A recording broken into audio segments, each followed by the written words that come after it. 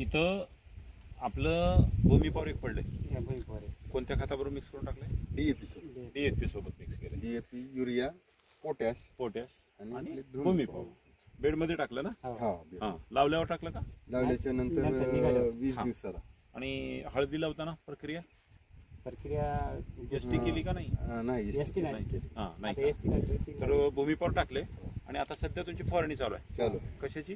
Nitro grow zinc चालू. Zinc. Nitro grow आणि zinc हे आपल्या कंपनीचं ना? हा.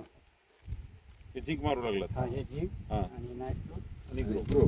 आता हे ग्रो आपण झिंक नायट्रो शक्यतो झिंक जे मारतात ते हिरवटपणा येण्यासाठी मारतात. बर. बरोबर आहे. म्हणजे हळदीला या पिकासाठी झिंकचं गरज असते आणि ते मारल्यानंतर पिवळपणा कमी होऊन हिरवटपणा वाढतो.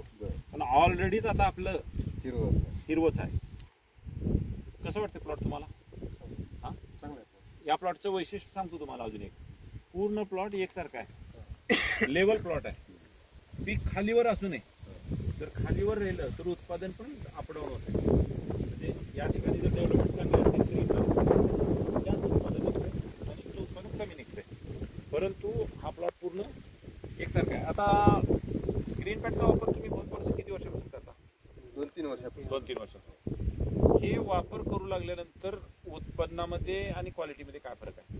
क्वालिटी चांगली वाटते. हा, रेटमध्ये तुम्हाला काय फरक पडलाय का? रेटमध्ये 200-300 रुपयांना टाईट चालते. हा, आपलं 200-300 रुपयाला जास्त घेतात. गेल्या मागच्या वर्षी मी हळद विकली, 3 व्यापाऱ्याची भांडण लागली, बाबा मला द्या मला द्या. 3 जणांना 100 पोत्यातले 3 जणांना 30 घेतले. तर इन्होंने हल्दी लेके गए थे ना, समझ में आया होगा आपको कि 3 जो व्यापारी रहते उन्होंने इनका माल डिवाइड करके लिया. मुझे भी होना.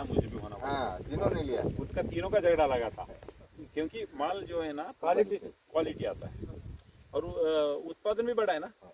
ये पिछले साल एकड़ को कितना निकला एकराला? एकरी 25च्या पुढूनच राहिले. 25 ते 30च्या दरम्यान आला. किती? 25 ते 30च्या दरम्यान. 25 से 30 क्विंटल के दरम्यान.